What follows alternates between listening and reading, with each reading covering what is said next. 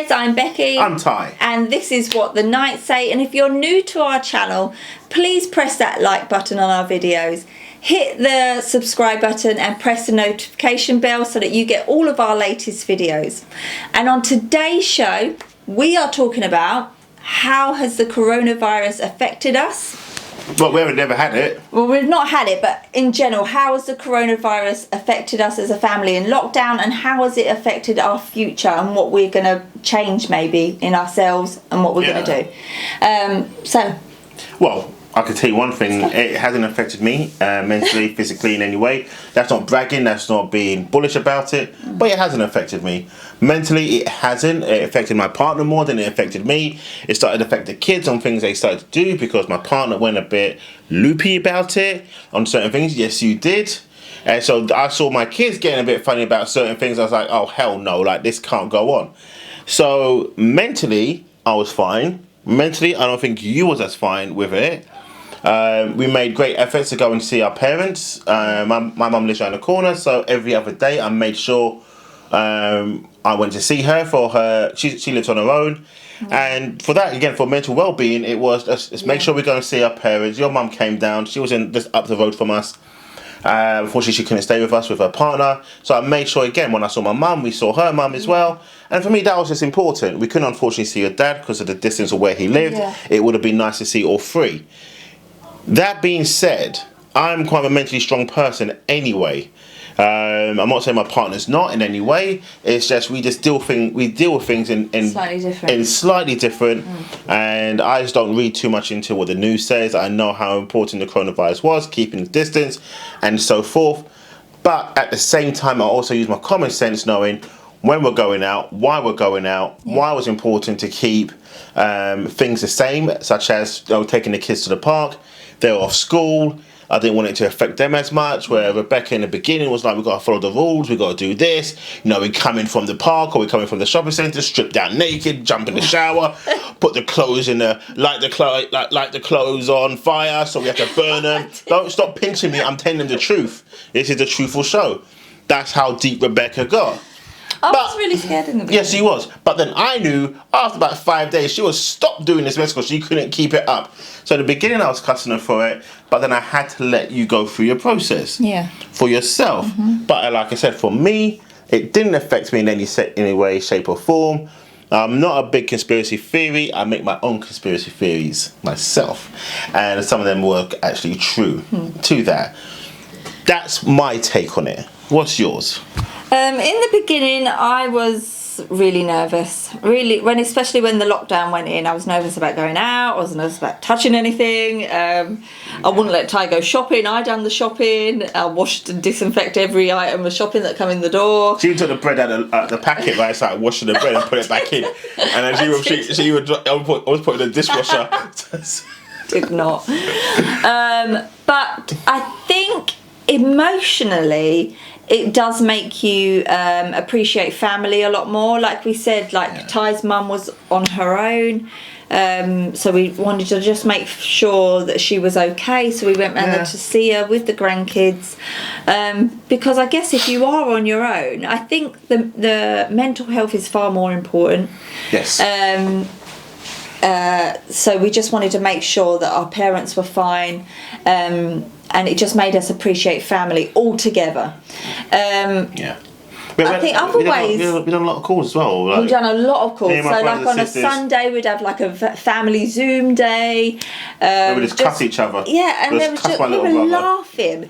I was laughing. Laughing so much together that maybe, normally every week you probably take advantage of not talking to your brothers and sisters because you think, oh, it's okay, I'll see him next week, but you appreciate the time a lot more, and the jokes that we were having, the laughs we were having. The jokes of keeping Rebecca out of the conversation was even better as well. Shush. That was but yeah, things like that, and I hope that we get to keep that coming out now. Hopefully we're coming out of it. But we are coming out of it. I mean, come tomorrow. But hopefully we get to keep that or appreciate that and make more effort as siblings and family, etc., we stick to that. I mean, even indoors with us, we've started to eat meals at the table together rather than sitting on the telly, or not sitting on the telly, but sitting in front of the telly watching a film.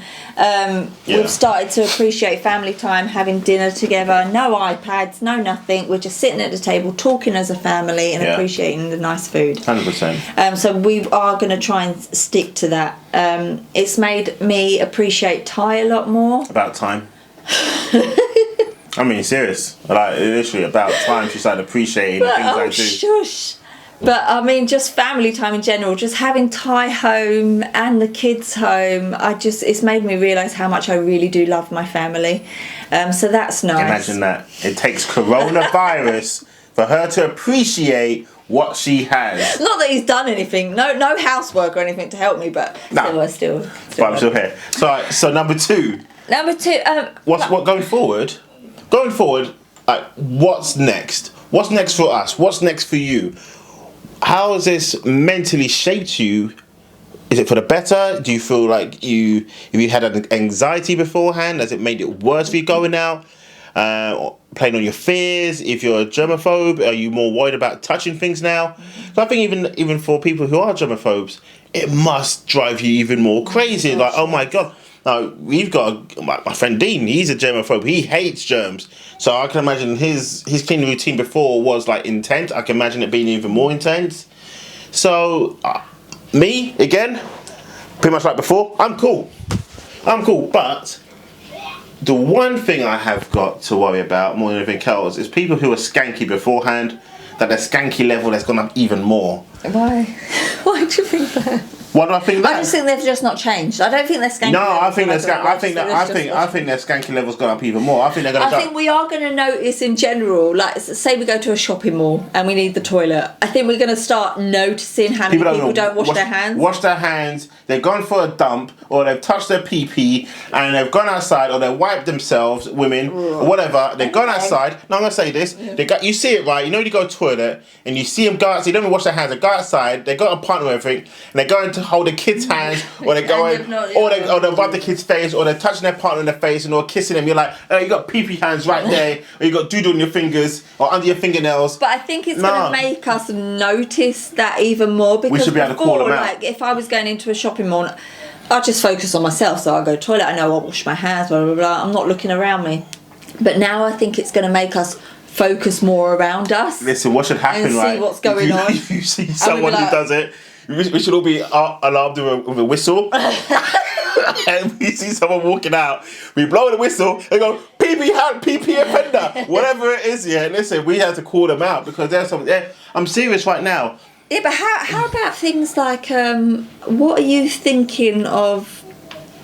Like when we go Blue Water, for instance, that's a shopping mall near us. Yeah. Like having food out and things like that, I'm quite nervous about. Right, that part I'm not really nervous, because if you're ordering from McDonald's and you should be ordering, then you should be worried about going to the likes of Blue Water or any other supermarkets. And right now, I think big not supermarkets, big restaurant chains and so forth will be even more vigilant on their staff, thinking, don't mess this up. I would like to think they are. I'd like to think so. I would like to think that. Maybe that's my naivety coming into it. That's why the trick I'm gonna play in my mind. Like, they're clean, but they're still the same nasty people that worked there before, and they ain't really gonna change because they're on their wages and they think it is what it is. It's true though. It's just true. It's sometimes you have to be real with a lot of things, so you can. If you heard a little scream there, I'm so sorry. That's our kids. They're in the car. Yeah. If we haven't locked them out there, by the way, but. There are things in life now you're gonna have to wake up a bit more. You're gonna have to come to your senses a lot more. You're gonna have to adjust a lot more when it comes to shopping. I think the norm is going to be waiting to get into a shop. There's no such thing as I'm gonna quickly rush to the shops. Yeah, you're gonna have to wait your time. Would that ease down within time? Yes, it would. Would it wait until maybe Christmas? Potentially. Yeah. Potentially. It may go into next year. I mean, we've got a holiday coming up in September, going to Florida, as you already know, because we spoke about it quite a few times. It's going to be a different type of holiday. And these are the other things you're going to have to consider. Booking a holiday. Booking a holiday in the future, like... All-inclusive holidays, forget it. Forget all-inclusive I don't holidays. think Those buffet things are a thing of a past now. It's going to be a thing of a past for a long time. And so again, think about how you're going to book a holiday. Think about how you're going to have getaways as a family. What do you do? How do you do it? You know, you might want to book a nice hotel in this country, in the UK, and think, oh yeah, they have a continental breakfast. That could be a thing of a past. So all the things that we had and we took for granted in the beginning are now gone. And we're going to start missing. And they're gone. So there's a lot of adjustments of things that we were used to 2.5 months ago to what we're going to be used to now in this new dawn age. So mentally, are you prepared for the new change? The change, The new normal. Yeah, the new normal. I mean, I'm fine with it. I'm cool with it. I don't know.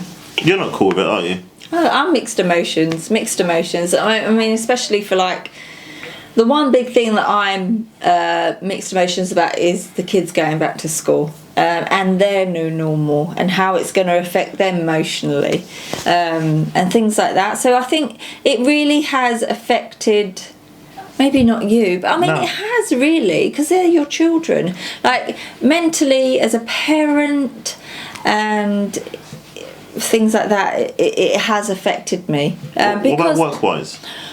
Work-wise, I mean, I'm still on furlough at the moment. I started furlough on the 1st of April, so I've had 8 weeks off so far, and I'm still on furlough. Ty's been called back to work. At the moment, I'm okay because I need to be at home and look after the children, but I also run my own cake business. Which is going really well. I only started it back up again last week because while everything was strict on lockdown, I did close the business, and plus it was just so hard to get stock where there was no flour or anything like that. But I have reopened again.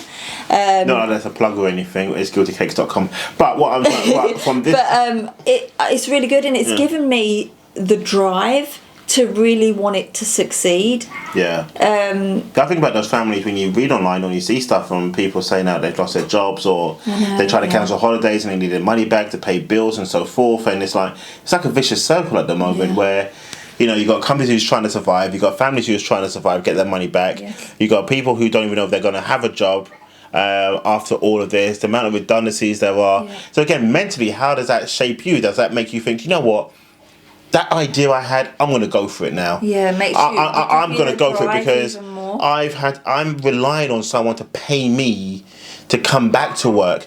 And I always believe that we've all got a talent and something that we're really good at doing. But I think it also takes that inner belief for you to start something.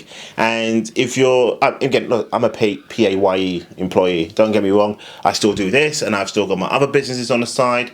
And I'm trying to always get myself self-sufficient to enough to know I don't actually have to rely on my main job should they decide to get rid of me because of a virus or, you know, the sales are no longer needed, the customers are no longer there. But this is why I think it has affected you, not in a bad way. No. Children are in the garden. Not in a bad way, but I really do think it has affected you in a positive way.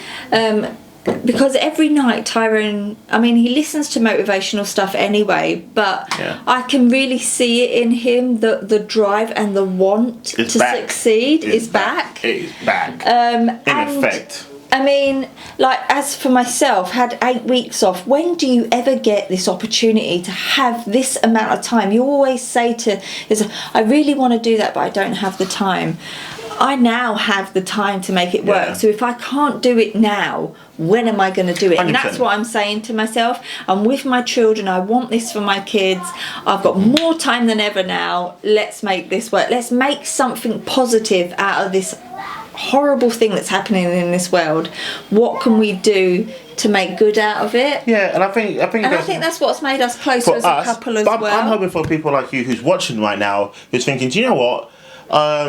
I'm great at knitting, I'm great at sewing, I'm great at making stuff, I'm great at just communicating, I'm great at babysitting, I'm great. Whatever you're great at, turn that now into your passion. That's your passion, that's what you want to do, and you have been made redundant. Just believe it is going to turn around for you. And yes, it's easier said than done. I'm still getting paid from the job that I'm doing, and I'm pretty decent at what I do. That's not to brag, but okay, I've been called back to work, but that still doesn't stop them from looking at their balance sheets and saying, do you know what, Ty, we do like you, but unfortunately we have to make some redundancies, and unfortunately you're one of those to go. Now you just never know. You don't know, and this is the time. I think this what's happened to us. I look at the positives, and yes, there's some shitty. I'm sorry to say, there's shitty things that's happened to families, and they've lost loved ones and so forth. Yeah. But the ones who have survived, the ones who are still alive, make something of it. Yeah. Make something of this now. Make something good out of. Make it the best, and say, you know what? We're the lucky ones who survive. Let's do something about it. I'm going to call Jenny. I'm going to call Frank. Yeah. I'm going to go and see more people. I'm going to take more time for myself. I'm going to get in shape. I'm going to fix myself up. I'm going to stop putting off the things that I said I was going to put off. Now is the time. We've been the chosen ones, and we're lucky to survive. Now, and my heart does go out to the people who have lost people. But let's regroup, let's rebuild, let's get stronger, let's get mentally stronger. And you're in a loved one, if you're in a relationship, if it's working, stick together. If it's not, now's the time to break up. Yeah. It's just the truth of it. Live your life to the maximum that you can absolutely live it to. Yeah. I think we need to stop it there, because we're going to keep on going on. I think so. I think that's really good. Good positive messages. Yeah. So guys, look. I'm Ty. I'm Becky. We are What the Night Say. Again, we come to you twice a week. We talk about stuff like this all the time. Generally about what we're going through, and we just love to share it. Yeah. Hopefully to get your feedback. So please give this show a big thumbs up. Subscribe. Turn on the notifications so you do not miss another show. Again, every Monday and Friday we come to you all the time. Have a great day. See you later. Bye.